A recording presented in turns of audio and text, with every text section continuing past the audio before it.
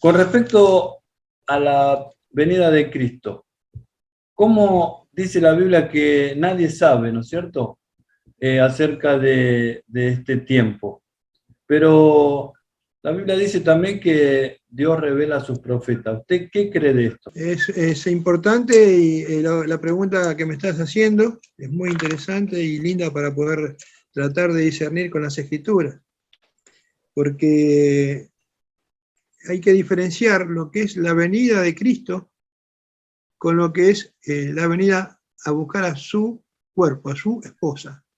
Nosotros, los cristianos, los lavados por la sangre del Cordero de Dios, aquellos que hemos creído en la obra salvífica de Jesucristo en el Evangelio, ¿qué es el Evangelio? La revelación de la justicia de Dios a través de su Hijo Jesús. Esa justicia es la que Dios nos imputa a nosotros. ¿Qué significa imputa? Que cuando yo creo en el sacrificio que él hizo en la cruz y creo que su sangre me limpió de todos los pecados y lo recibo en mi vida, el Señor me pasa la justicia de Jesús a mí. Eso ya en ese momento yo formo parte de la esposa del Cordero. El Cordero es el Hijo de Dios. He aquí el Cordero de Dios que quita el pecado del mundo, dijo Juan el Bautista. El Cordero de Dios tiene una esposa, y la esposa está compuesta de los gentiles, por la promesa de Abraham, será bendita a ti todas las naciones, y por los judíos que también crean en esa salvación de Cristo, pero ya el judío le tiene que creer como Mesías primero. Entonces, si el judío cree en Jesús como Mesías y cree en el sacrificio que hizo en la cruz, y que yo soy argentino, y el paraguayo, y el checoslovaco, y el alemán, y en cualquier parte del mundo también creen, ya ese cuerpo se une y son una sola cosa como esposa de Cristo. La iglesia, la eclesia, lo llamado afuera. No tiene nada que ver con el antiguo pacto, no tiene nada que ver con Israel, no tiene nada que ver con los gentiles. Nosotros ahora formamos parte del cuerpo de Cristo, la esposa. Ahora, ¿qué pasa con la esposa?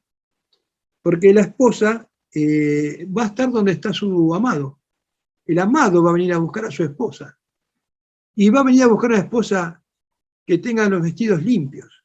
Cuando uno está por casarse, está tan enfrascado en estar bien vestida. Bueno, cada uno de nosotros nos hemos casado y hemos vivido ese momento. Bueno, así está Cristo esperando por ese encuentro con nosotros, que va a ser muy pronto. Por eso dice la Escritura acá, estábamos leyendo Mateo 24, y a veces la gente no entiende que hay una diferencia que es muy importante en la Escritura para determinar los tiempos que Dios tiene determinado para todas las tres tipos de estados que hay. Tenemos en 1 Corintios 10, 32, 1 Corintios 10, 32, no seáis tropiezo ni a judíos, ni a gentiles, ni a la iglesia de Dios. Estamos grabando para todos ustedes, mis amigos que están escuchando. Dice la palabra de Dios, no seáis tropiezo ni a judíos, ni a gentiles, ni a la iglesia de Dios. Es muy importante tener este concepto de saber de que Dios tiene un pueblo judío, el antiguo pacto, que fue el que le dio la ley, y aquel que llevó la ley a todas las personas para darse cuenta de que nadie la podía cumplir, y a través de la ley vino la manifestación del pecado, y a través de esa manifestación del pecado vino el amor de Dios a través de Jesucristo. ¿Para qué vino? Para no solamente los judíos, sino también vino para los gentiles y para formar parte de la iglesia de Dios. Entonces, hay una diferencia que tenemos que saber: los judíos, los gentiles y la iglesia de Dios. Por eso acá en el Mateo 24 tenemos un mini apocalipsis de Jesucristo. Y voy a leer esta parte que citamos muchos. Después de la tribulación de aquellos días, el sol se oscurecerá y la luna no dará su resplandor, y las estrellas caerán del cielo y las potencias de los cielos serán conmovidas. Dice que y también este un pasaje en Apocalipsis 1.7, Apocalipsis 1.7, esto es la venida del Señor. Tenemos que diferenciar la venida del Señor con lo que es el encuentro de la amada con el esposo. En el Apocalipsis 1.7 dice, he aquí que viene con las nubes y todo ojo le verá, y los que le traspasaron y todos los linajes de la tierra harán lamentación por él. Y yo pienso que la iglesia, cuando el Señor venga a buscar a su amada, nosotros no nos vamos a lamentar, sino nos vamos a gozar. Es decir, que cuando Apocalipsis 1.7 habla de eso, está hablando del tiempo de la gran tribulación, cuando Él venga a parar la guerra de Armagedón y venga a trabajar y a limpiar a ese pueblo de Israel que va a estar sumido en una gran persecución. Y muchos de esos judíos van a estar ya marcados por el Señor para ser el remanente de Israel que va a ser salvo en ese gran tiempo de angustia para Jacob. Pero nosotros seguimos leyendo Mateo 24 y ahora nos podemos dar cuenta de este pasaje que hemos leído. Inmediatamente de la tribulación de aquellos días, es decir, que va a haber una tribulación. Y si yo tengo a mi esposa, me voy a casar, no, cuando yo me caso no paso por ninguna tribulación, al contrario, me gozo, me voy a unas bodas. Y cuando nos casamos, ¿qué hacemos? Nos vamos a la luna de miel. Bueno, cuando Jesús venga a buscar a su iglesia, nosotros vamos a estar de luna de miel, nos vamos a ir con Él, al encuentro en las nubes con Cristo. Pero acá en la tierra va a desandarse esto. Dice que va a haber una gran tribulación para los gentiles que no creen, para el pueblo de Israel y para aquellos que no han lavado sus vestiduras. Que después también vamos a ver eso. Dice, verso 42, velad pues que no sabéis a qué hora de venir vuestro Señor. Pero sabed esto, que si el padre de familia supiese a qué hora el ladrón habría de venir, velaría y no dejaría mirar su casa. Por tanto, también vosotros estad preparados, porque el Hijo del Hombre vendrá a la hora que no penséis. Después Pedro nos dice que va a venir como ladrón de la noche, y Pablo, también en segunda carta a los tesalonicenses, nos dice que nosotros, los creyentes, no somos como aquellos que van a esperarlo como ladrón. Los que lo van a esperar como ladrón, los que van a venir como ladrón, son aquellos que no lo esperan, que no velan. Israel en aquel tiempo no va a velar. Israel va a tener que sufrir esa gran persecución y ese holocausto que le va a provocar el anticristo o el hombre de pecado. Nosotros ya vamos a estar desposados con el Señor Jesús. ¿Hay algún tipo de tiempo? ¿Uno puede discernir el tiempo que estamos viviendo? Claro, ahí tenemos un detalle importante, muy importante esta pregunta. Con esta pregunta que me asesora vamos a responderla y vamos a dejar otro paréntesis, porque vamos haciendo de a poquito y despacio. Vos me dijiste cómo podemos determinar el tiempo. Bueno, acá en Mateo 24 dice, pero el día y la hora nadie lo sabe, y aún los ángeles de los cielos, y no solo mi Padre. Ahí le está hablando el Señor Jesucristo a los judíos. La iglesia no estaba todavía, y no existía la iglesia. La iglesia viene después, en Pentecostés. Por eso dice, el día y la hora nadie lo sabe, ni aún los ángeles de los cielos, solo mi Padre. Pero da una característica especial y puntual. Dice el verso 37, más como los días de Noé, así será la venida del Hijo del Hombre. Como los días de Noé. ¿Qué pasó en Génesis 7:4 con Noé? Vamos a leerlo. Génesis capítulo 7, verso 4. Noé había hallado gracia ante un mundo que estaba pervertido. Vos bien lo sabés, Marcelo, porque vos diste clases sobre Génesis. ¿Cómo estaba el mundo en el tiempo de Noé? Estaba perdido, completamente, ¿verdad? Totalmente una confusión, ¿no? Bebían, comían, se casaban, hacían todo tipo de pecado. Dice la palabra, y dijo Jehová, raeré sobre la faz de la tierra a los hombres que he creado, desde el hombre hasta la bestia, hasta el reptil y las aves del cielo, pues me arrepiento de haberlos hecho. ¿Qué tal, eh? ¿Y a quién se lo reveló eso? Pero Noé halló gracia ante los ojos de Jehová. Dios en Noé confió y le dijo, mirá Noé, tenés 500 años, yo voy a mandar un diluvio.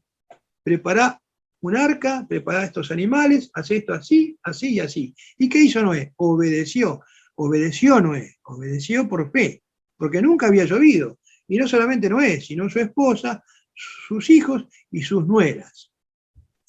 Y dice después, en el capítulo 7, verso 1, dijo luego Jehová a Noé, entra tú y toda tu casa en el arca, porque a ti he visto justo delante de mí en esta generación.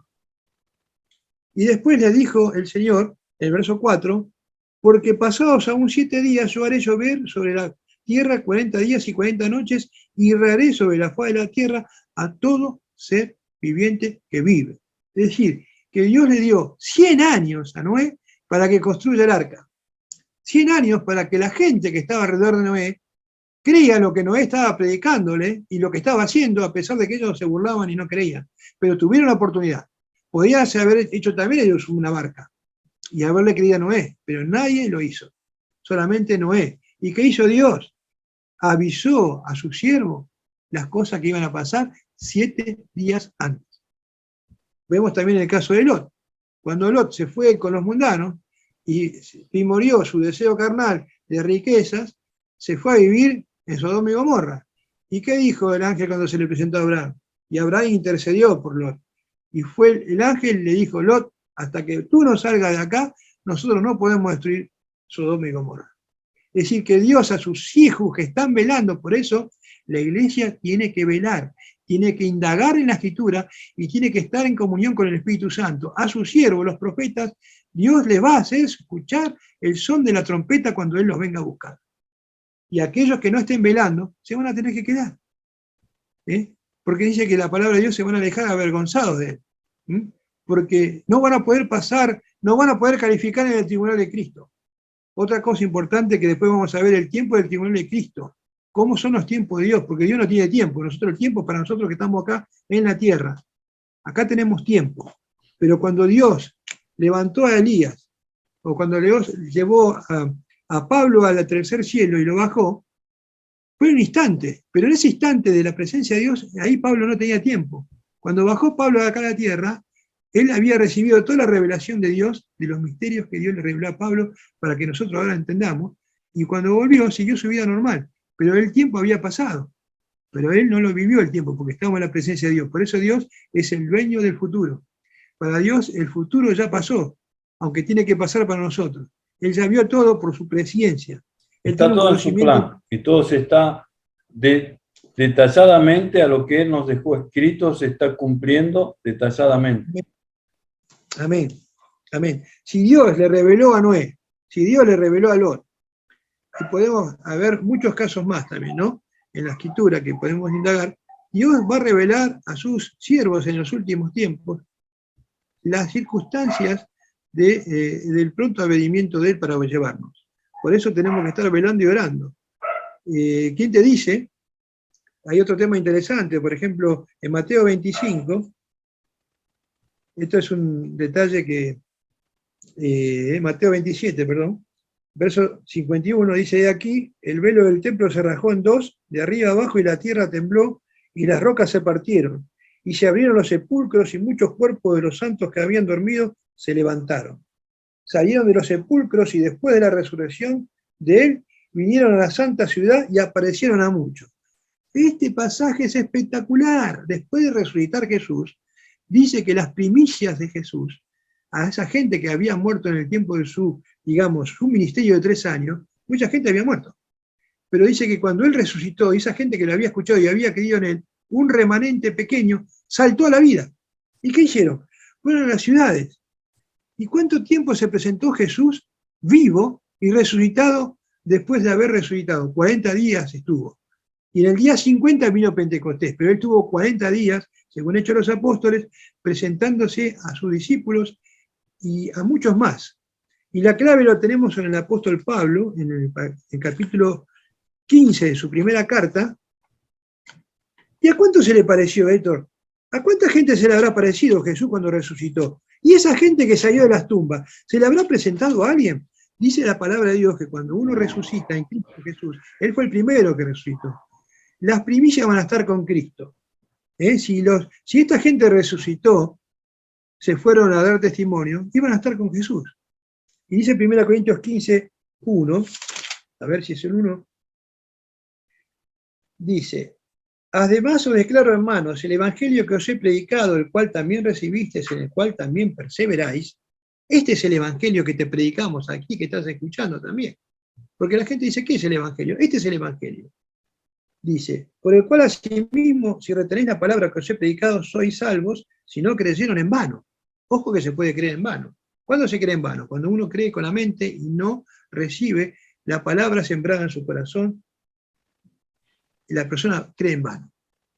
Porque primeramente os he enseñado lo que asimismo recibí, que Cristo murió por nuestros pecados conforme a las Escrituras. Verso 4, y que fue sepultado y que resucitó al tercer día conforme a las Escrituras. Resucitó al tercer día. Hasta ahí vamos bien. ¿Qué dice después? Y que apareció a Cefas y después a los 12.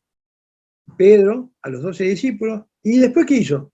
Después apareció a más de 500 hermanos a la vez. 500 hermanos, el Señor se le presentó resucitado. Y dentro de esos 500 hermanos que el Señor se presenta, ¿no estarían también estos que resucitaron? ¿Qué cuerpos tendrían esta gente que resucitó? Yo pienso que esa gente se fue con Cristo.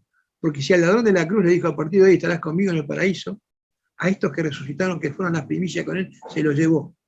Y así como se los llevó, los va a venir a buscar a nosotros. Y nos va a dar una señal. Imagínense. Claro, esos muertos resucitados son la primicia Claro. de los que iban a resucitar después, que es lo que nos habla el apóstol Pablo de Tesalonicenses. Ahora te quiero cotejar un pasaje, si no me mal, que está en 1 Timoteo, me parece, que dice Himeneo y Fileto. Bueno, el pasaje que va a colación de dice en Timoteo, le dice Pablo a Timoteo, que Himeneo y Fileto trastornaban la fe de los hermanos diciendo que la resurrección ya se había efectuado. ¿Y qué le dirían Himeneo y Fileto esa falsa doctrina a la gente de los tesalonicenses, por ejemplo, a Timoteo? Que la resurrección ya se efectuó. Esa gente que resucitó con Cristo ya se fue, ya pasó la resurrección. Por eso qué importante es escudriñar las Escrituras. Esta es una perlita que dejamos aparte. Pero sabemos que Jesús nos va a venir a buscar a nosotros primero. Luego que nos llevó el Señor, por eso dice, Padre, aquellos que me has dado, quiero que donde yo estoy, ellos también estén conmigo, nosotros iremos con Él. Después el Señor dice en este pasaje que lo leía, y lo leí de vuelta ahora y me impactó de vuelta. Mirá, lo leemos tantas veces y no nos damos cuenta. Primera Tesalonicenses 4:13.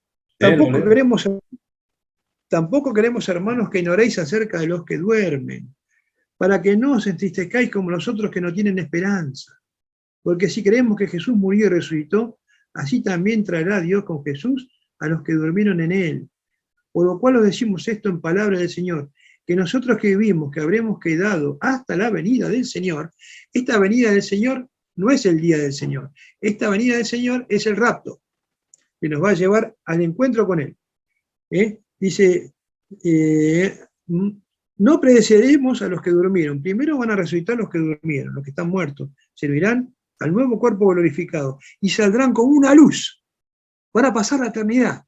Van a pasar y ir a la presencia de Dios al toque, porque van a ser la luz de Cristo. Cristo tenía un cuerpo de luz. Cuando Cristo resucitó, tenía un cuerpo semejante al de los ángeles, pero un cuerpo del Hijo de Dios. Así vamos a tener nosotros. Ese cuerpo va a ser un cuerpo que no va a tener sangre, va a tener carne, hueso y luz, la luz del Espíritu Santo, porque el Espíritu Santo es la luz del mundo. Dice la palabra del Señor que seremos llevados con Él, y dice el verso 17, luego nosotros los que vivimos, los que hayamos quedado, seremos arrebatados juntamente con ellos en las nubes, para recibir al Señor en el aire, y así estaremos siempre, siempre con el Señor. Si yo resucito, el Señor me lleva, voy a estar siempre con Él. Él va a volver, después de esos 7 años, después de esas bodas que vamos a pasar con Él, va a venir a parar la gran Armagedón, es decir, el día del que todo ojo le va a ver. Ese día sí todo ojo le va a ver. Y nosotros, el mundo nos va a ver a nosotros viniendo con Cristo. Por eso Apocalipsis 1:7 está hablando de la venida del Hijo de Dios para derrotar al anticristo y tomar su gobierno mundial. El gobierno mundial del Señor va a ser el milenio. Ese es el gobierno mundial que esperamos nosotros, no este gobierno mundial de los mundanos. Y dice la palabra del Señor que estaremos siempre con el Señor. Pero acá hay una encrucijada y una pregunta que voy a dejar. Entre lo que es el salir de la tumba de los que murieron creyendo y nosotros, dice una palabra que dice, acá dice luego, pero en otras versiones dice después de tiempo. Es decir, ¿será en el mismo momento el rapto que con el salir de las almas de las tumbas? Fíjense en lo que pasó cuando Jesús resucitó en la primera resurrección, en la resurrección de Él. ¿Qué pasó con esa gente que salió de las tumbas? ¿Dónde fueron? Fueron a visitar a personas que serían familiares. Y ahí es donde se juntó un número de 500 personas que lo empezaron a seguir al Señor. Qué rápido, 500 personas cuando estaba en la cruz y él estaba solo, lo habían desamparado. Pero después cuando él resucitó, ya tenía el toque 500 personas, porque el Señor usó esa gente que resucitó para presentarse. Ahora, ¿qué pasaría si en este momento las tumbas se abren y aparece un pastor que estuvo viviendo hace 30 años que nosotros conocimos y que nos viene a ver? Y nos dice, el rapto ya empezó. El Señor nos va a llevar también a nosotros. Esto es una teoría, no es nada bíblico, pero nos da que pensar los pensamientos de Dios como son, ¿no? Si Jesús le dijo a María, no me toques porque todavía no subió a mi Padre, él esperó primero estar en la presencia de Dios y después, estando en el cielo, mandó el Espíritu Santo. Así nosotros ahora tenemos la oportunidad de seguir escudriñando las Escrituras y ver todas estas profundidades que están en la Biblia y que nunca leímos. Por eso es importante saber primero que tenemos que vigilar. Que si no vigilamos, nosotros no somos Israel, somos la iglesia. Si no vigilamos, vamos a pasar la tribulación. Porque dice que nos va a poner en cama y vamos a pasar la tribulación. Dice en Apocalipsis, cuando le escribe a las iglesias, le está hablando a todas las iglesias de todos los tiempos. ¿En qué iglesia de esos tiempos estoy yo? La iglesia soy yo, sos vos, Marcelo. Yo soy la iglesia. ¿Qué tipo de iglesia de esas 7 estoy viviendo yo en mi vida hoy? ¿O soy Filadelfia? Me gustaría ser Filadelfia, estar sirviéndole a Él. Cuando yo le sirva a Él, y cuando Él venga, Él va a venir a buscar a aquellos que están en santidad, aquellos que le estén buscando al Señor. Por eso, esto es algo muy importante para poder ver este misterio de la venida secreta de Cristo para nosotros los creyentes, que estemos velando. Y para Amén. aquellos... Bien, qué interesante todo lo que estás diciendo, pero mejor vamos a orar para que todo eso quede guardado en nuestro corazón. Amén. Amén. Te damos gracias, Señor, por esta oportunidad que tú nos das de hablar de ti. Gracias, Señor, porque nos diste el Espíritu Santo, que es nuestro Maestro, y nos dejaste también a los profetas, a los antiguos que indagaron de esta hermosa salvación que tú trajiste para nosotros. Ahora, Padre, te pedimos que la podamos transmitir a muchas personas para que su fe siga creciendo, Señor. Y aquellos que no te conocen puedan ser Señor de sus vidas y Salvador también. En la persona del Señor Jesús te damos las gracias, mi Dios. Amén, amén y amén. Amén. Bueno, hagan todos estos estudios, acompáñenlo con la Biblia para que Dios los bendiga y tengan un claro entendimiento de lo que es la venida de Cristo y el rapto. Amén. Que Dios les bendiga, los vemos en el próximo video y en el próximo estudio.